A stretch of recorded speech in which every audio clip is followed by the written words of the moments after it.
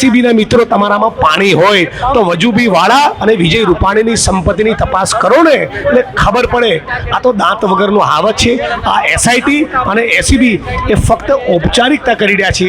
સુધા પાંડે, સુજાતા મજમુદાર, નીલદીપ રાય આવા non corrupt અને spine વાળા અધિકારીને એસઆઈટીમાં લો.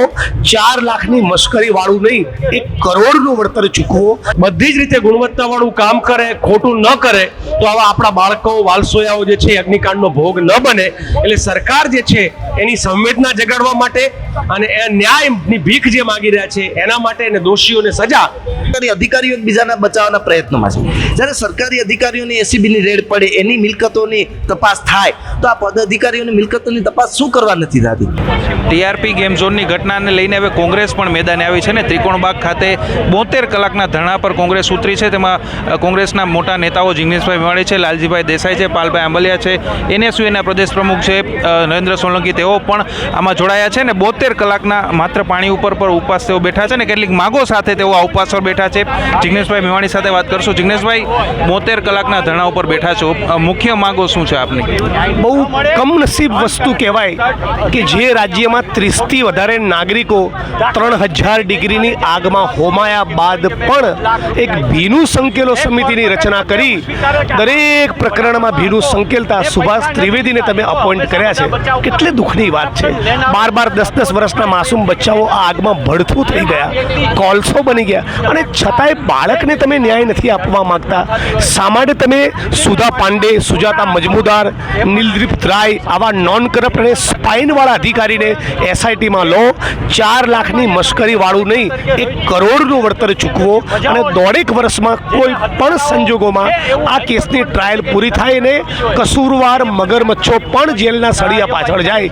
આવી માંગણીને લઈને રાજકોટના ત્રિકોણબાગ ખાતે 7, 8, 9 જૂન 3 દિવસ અમે ઉપવાસ ધરણા ઉપર બેઠા છીએ. રાજ્યની સરકારને વિનંતી કરીએ છીએ કે તમારું ચરિત્ર એક્સપોઝ થઈ ચૂક્યું છે. ગુજરાતની જનતા તમને ઓળખી ચૂકી છે. તમે ઔપચારિકતા કરવા એસીબીને રાજકોટ મોકલો છો. અરે એસીબીના મિત્રો તમારામાં પાણી હોય તો વજુભી વાળા અને વિજય રૂપાણીની સંપત્તિની તપાસ કરો ને એટલે ખબર પડે. આ તો દાંત વગરનું હાવત છે. આ એસઆઈટી અને એસીબી એ ફક્ત ઔપચારિકતા કરી રહ્યા છે. ન્યાય આપવાની એમની કોઈ જ કટિબદ્ધતા નથી. તમે મૃતકના પરિવારોને પણ મળ્યા હશો, તેઓ અત્યારે જે તપાસ ચાલી રહી છે તેનાથી સંતુષ્ટ છે કે નથી? 3 પરિવારો સાથે હું રૂબરૂ મળ્યો છું અને એ લોકોને પણ સંતુષ્ટિ નથી. 5 મિનિટમાં પીડિત પરિવારો પણ અહીંયા પહોંચી રહ્યા છે. એમની પણ માગણી છે કે અમને પણ કોઈ પણ સંજોગોમાં ન્યાય મળે. આ પીડિત પરિવાર, હું તમારી સાથે વાત કરું છું ત્યારે પીડિત પરિવારના સાથીઓ અમારી વચ્ચે જોડાયા છે. તો પીડિત પરિવારોની અમારી બધાની લાગણી એક છે કે ગુજરાતમાં એક મેસેજ જવો જોઈએ, ફરી આવો હત્યાકાંડ તો જ ના બને. જો મોટા મગરમચ્છોની જરૂર પડે કેબિનેટ મિનિસ્ટર અને આઈએસ આઈપીએસ અફસરની પણ ધરપકડ કરવામાં આવે. આ કિસ્સામાં શું બન્યું છે, બંછાનિધિ પાણીને એસઆઈટીમાં લીધા છે. અરે ભાઈ, એ જ્યારે મ્યુનિસિપલ કમિશનર હતા ત્યારે જ ઇલીગલ ગેમિંગ ઝોન ચાલતો હતો. આ સુભાષ ત્રિવેદી એને મોરબી કાંડમાં પણ તપાસમાં કંઈ ભલીવાર નથી કર્યો. તો આ માણસોને તમે તપાસમાં લઈને તપાસના નામે ભીનું સંકેલી રહ્યા છો અને ગુજરાતની જનતાનું અને પીડિતોનું ખૂબ ઘોર અપમાન છે. હવે જો 72 કલાકમાં પણ તમારા ઉપવાસ છે તેમાં માગ નહીં સંતોષાય તો આગળ કયા પ્રકારના કોંગ્રેસ? પણ અમારું આંદોલન સંઘર્ષ ચાલુ રહેશે. કોંગ્રેસ પક્ષ તરીકે અને ગુજરાતના નાગરિક તરીકે અમે કટિબદ્ધ છીએ. પીડિત પરિવારને લડવું હશે તો સુપ્રીમ કોર્ટ ઓફ ઇન્ડિયા સુધી આ મંચ અને કોંગ્રેસ પરિવાર એમનો સાથ છોડવાના નથી. છેક સુધી લડી લઈશું. છેક સુધી કોંગ્રેસ સાથ આપશે. અન્ય પણ કોંગ્રેસના નેતાઓ છે, આપનું શું માનવું છે? આ ઉપવાસ પર બેઠા છો, આગળ હવે સરકાર પાસે શું માગો છો? મહાત્મા ગાંધીજીએ ઉપવાસનું એક એવું શસ્ત્ર આપ્યું કે જ્યારે તમને એમ લાગે કે શાસક જે છે એ પોતે જ રક્ષક જ ભક્ષક બની રહ્યો છે, ત્યારે ઉપવાસની એક આત્મશુદ્ધિની દ્રષ્ટિએ પણ અને સરકારને સદબુદ્ધિ મળે કે એ ભ્રષ્ટ અધિકારીઓ દ્વારા તપાસ ન કરે, જેની કરોડરજ્જુ મજબૂત છે એવા અધિકારીઓ દ્વારા તપાસ કરે. આ તપાસથી જેણે સ્વજન ગુમાવ્યું છે, મારી બાજુમાં ભાઈ બેઠા છે, ત્યાં બેને બેઠા છે પરિવાર, એનું ગુમાવેલું વાલસોયું પાછું નથી આવવાનું. કરવાનું, પરંતુ હવે પછી બીજો કોઈ પરિવાર આવા વાલસોયા ન ગુમાવે, અને ન ગુમાવવાનું એક જ ઘટના છે એ બની શકે કે શાસકો ભ્રષ્ટાચાર રોકીને કાયદેસર ગેમ્સ ઝોન હોય કે પછી એ તક્ષશિલા જેવી શાળા હોય કે મોરબીના ઝૂલતા પુલ હોય, એમાં કાયદાનો અમલ કરે, બધી જ રીતે ગુણવત્તાવાળું કામ કરે, ખોટું ન કરે, તો આવા આપણા બાળકો વાલસોયાઓ જે છે અગ્નિકાંડનો ભોગ ન બને. એટલે સરકાર જે છે એની સંવેદના જગાડવા માટે અને એ ન્યાયની ભીખ જે માગી રહ્યા છે એના માટે અને દોષીઓને સજા, માછલીઓ નહીં મગરમચ્છો, ભાજપના નેતાઓ અને મોટા અધિકારીઓ જે આમાં સંડોવાયેલા છે એને સજા થાય, એ જ માગણી સાથે અમે લોકો ઉપવાસ ઉપર બેઠા છીએ. પદાધિકારીઓ સામે પણ આપણે મૃતકના પરિવારજન છે તેમની સાથે વાત કરશું. આપના જે પરિવારજન હતા, સ્વજન જે ગુમાવ્યા, તેમનું નામ શું હતું? વિશ્વરાજસિંહ જસુભા જાડેજા. આપની અત્યારે જે તપાસ ચાલી રહી છે તેનાથી આપ સંતુષ્ટ છો કે હજુ પણ વધુ કાર્યવાહી છે? એમને બધી આ માંગ મળવી જોઈએ. આ માંગ્યું છે ને. મૃતકના પરિવારજન છે પાલભાઈ આંબલિયા છે, તેમની સાથે વાત કરશું. શું કહેશો? મૃતકના પરિવારજનો પણ આપણી સાથે આ ઉપવાસ આંદોલનમાં છે તે જોડાયા છે. હવે આગળ સરકાર પાસે શું માંગ કરી રહ્યા છો? જો મૃતકના પરિવારોની જે માંગ છે, જેણે કહ્યું કે હું બોલવાની જગ્યાએ લખીને લઈ આવ્યો છું, એણે કહ્યું છે કે આઈપીએસ સુધાતા પાંડે, સુજાતા મજમુદાર, સુધા પાંડે, આઈપીએસ નીલપ્રીત રાય જેવા જેની કરોડરજ્જુ મજબૂત છે, જે બાહોશ છે, જે નીડર છે, જે નિષ્પક્ષ છે અને કોઈની સહેશરમ રાખ્યા વગર તટસ્થ તપાસ કરી શકે છે, એવા અધિકારીઓને તપાસ કરવાની જવાબદારી આપવામાં આવે. એવા અધિકારીઓ નહીં કે જે મોરબી કાંડ હોય, મોરબી ઝૂલતા પુલનો કાંડ હોય, લઠ્ઠાકાંડ બોટાદનું હોય, એમાં જે તપાસ કરી છે અને જેણે ભીનું સંકેલું છે, એવા અધિકારીઓને બદલે તટસ્થ અધિકારીઓ દ્વારા તપાસ કરવામાં આવે. જો તટસ્થ અધિકારીઓથી તપાસ થશે તો આવનારા દિવસોમાં કોર્ટમાં એક મજબૂત આધાર પુરાવાઓ ઊભા થશે અને તો જ જે દોષિતો છે એને ખરેખર સજા થશે. ગુજરાતમાં માનવ વધના કાંડ થવા, આ બધા હું એમ કહું છું કે આ માનવ વધ છે, કારણ કે ક્યાંક ને ક્યાંક સરકારની ભાગીદારી, સાજીદારી અને ભ્રષ્ટાચારમાં અલિપ્ત થઈ અને લોકોનો ભોગ લેવાઈ રહ્યો છે.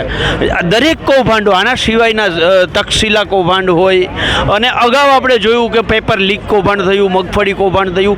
એક પણ કૌભાંડની અંદર સરકાર દરેક વખતે કહે છે કે એક મગરમચ્છને છોડવામાં નહીં આવે, અને જોયા જેવું એ થાય છે કે એક પણ મગરમચ્છ પકડાતો જ નથી. એટલે અમારી પણ એ જ માંગ છે, જે પીડિત પરિવારોની માંગ છે એ માંગ અમારી છે કે એક તો તટસ્થ લોકો, તટસ્થ અધિકારીઓ દ્વારા તપાસ થાય અને જે પીડિત પરિવારો છે ને 4 લાખ નહીં 1 કરોડનું વળતર આપવામાં આવે. અત્યાર સુધી જે તપાસ છે તે અધિકારીઓ સુધી પહોંચી છે, પરંતુ જે પદાધિકારીઓ છે, મેયર હોય, સ્ટેન્ડિંગ કમિટી ચેરમેન હોય, તેઓને હજુ સુધી પૂછપરછનું પણ કંઈ તેડું આવ્યું નથી. આપ માનો છો કે જે આ પદાધિકારીઓ છે તે પણ જવાબદાર હોઈ શકે છે આ ઘટનામાં? જો આ સમિતિ છે એને અમે ભીનું સંકેલો સમિતિ કહીએ છીએ, એટલા માટે કહીએ છીએ કે દાખલા તરીકે જે સાગઠિયા જે અધિકારી હતો એને પકડીને જેલમાં નાખ્યો છે, તો હું એમ કહું છું કે એ સહી કરવાના ક્યાંકથી પૈસા લીધા છે, એને સહી કરી છે એ કોકના કહેવાથી કરી છે. આ હુકમ કરવાવાળો કોણ હતો એ પકડાવવો જોઈએ.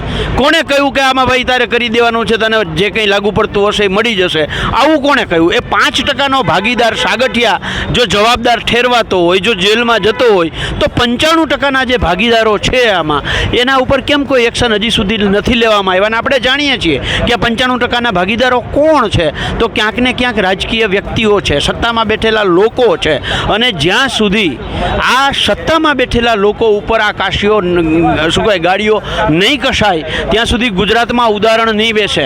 અને ગુજરાતમાં ઉદાહરણ બેસે એવી તપાસ થાય, ઉદાહરણ બેસે એવી રીતે જવાબદાર જે લોકો હોય, હું એમ કહું કે રાજ્યના મુખ્યમંત્રી જવાબદાર હોય તો એ પણ જેલમાં જવા જોઈએ. એ જો પદ્ધતિથી તપાસ થાય તો ભવિષ્યમાં બીજી વખત આવી ઘટના ન બને. એટલા માટે ન બને કે આવી રીતે ડિંડક ચલાવતા પહેલાં અધિકારી હોય કે રાજકીય નેતા હોય એનામાં ડર ઊભો થાય, અને ડર ઊભો થાય એવી તપાસ થાય અને એ રીતે પગલાંમાં લેવામાં આવે, એ અમારી માંગ છે.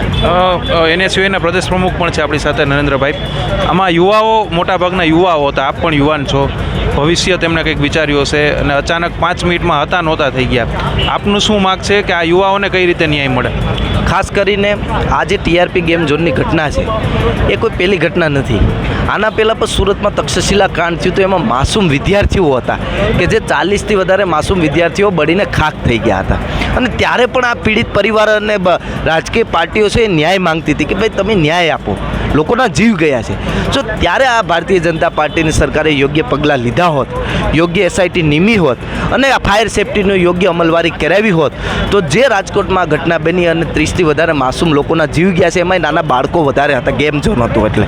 અને હજુ પણ ગુજરાતમાં ઘણી સ્કૂલો, કોલેજો, ટ્યુશન ક્લાસીસો કે જે ફાયર સેફટી વગર ચાલે છે, અનધિકૃત ડોમ ઉપર ચાલે છે, છતાં હજી સુધી સરકાર લાલ આંખ કરતી નથી. અને સરકાર એકબીજાને બચાવવાના પ્રયત્નોમાં છે, સરકારી અધિકારીઓ એકબીજાના બચાવવાના પ્રયત્નોમાં છે. જ્યારે સરકારી અધિકારીઓની એસીબીની રેડ પડે, એની મિલકતોની તપાસ થાય તો આ પદ અધિકારીઓની મિલકતોની તપાસ શું કરવા નથી થતી? અને અમારું તો માનવું છે કે જેટલા અધિકારીઓ જવાબદાર છે એટલા જ પદ અધિકારીઓ પણ જવાબદાર છે. એની પણ નૈતિકતાના ધોરણે જવાબદારી, એની જાનમાલની જવાબદારી સરકારની હોય છે. તો સરકાર આમાં કેમ કોઈ પગલાં નથી? અને સરકાર વારંવાર આવો કોઈ બનાવ બને તો સુભાષ ત્રિવેદી જ કેમ દેખાય સરકારને? અને સુભાષ ત્રિવેદી એવું તો શું બાણ મારી દીધું? આના પહેલાં પણ જોઈ લો, એસઆઈટીમાં ઘણી વખત સુભાષ ત્રિવેદી રહ્યા જ છે. તો એના તમે તપાસના રિપોર્ટો મંગાવો કે એમાં કેટલી સાચાઈ એણે સાબિત કરી છે અને કેટલા લોકોને જેલના હવાલે કર્યા છે. તો અમારી એક જ માંગણી છે કે જે આ તપાસ કમિટી છે એમાં નિલદીપ રોય હોય, સુધા પાંડે હોય કે જે નોન કરપ્ટેડ અધિકારીઓ છે કે એના ઉપર ન્યાયની લોકો અપેક્ષા કરી શકે તો એવા લોકોને ખરેખર આ તપાસ આપવી જોઈએ. અને સરકારે આ ઘટનાથી એક કડક વલણ દાખવવું જોઈએ. બાકી આવનારા દિવસોમાં પણ હજી આવી ટીઆરપી ગેમની ઝોનની ઘટના હોય કે તક્ષશિલા ઘટનાઓ એ બનતી રહેશે અને વારંવાર લોકો પોતાના સ્વજનોને ગુમાવતા રહેશે. અમારી માંગણી છે કે જે કોઈ દોષિત હોય, એ ચાહે મુખ્યમંત્રી હોય કે ચાહે એ મ્યુનિસિપલ કમિશનર હોય કે મેયર હોય, તમામને કાયદેસરની કાર્યવાહી કરવામાં આવે, કાયદેસરના પગલાં લેવામાં આવે. કોંગ્રેસના નેતાઓ છે, સ્પષ્ટ માગ છે, બે મુખ્ય માગો છે. એક તો જે મૃતકના પરિવારજનો છે તેમને 4 લાખની જગ્યાએ 1 કરોડની સહાય છે તે ચૂકવવામાં આવે. ને બીજું જે એસઆઈટીમાં જે અધિકારીઓ છે તેના ઉપર પણ કોંગ્રેસે જે સંકા વ્યક્ત કરી છે ને સુધા પાંડે, સુજાતા મજમુદાર અને જે નિર્લિપ રાય છે તેવા પ્રકારના અધિકારીઓ છે તેમને એસઆઈટીમાં લાવવામાં આવે જેથી તટસ્થ તપાસ થાય. આગળના દિવસોમાં જો કોંગ્રેસની આ માગો સ્વીકારવામાં નહીં આવે તો કોંગ્રેસે આ જ પ્રકારનું આંદોલન છે, આ વધુ ઉગ્ર આંદોલન છે તે પણ કરવાની ચીમકી છે તે ઉચ્ચારી છે. રોનક મજીઠિયા, ગુજરાત તક, રાજકોટ.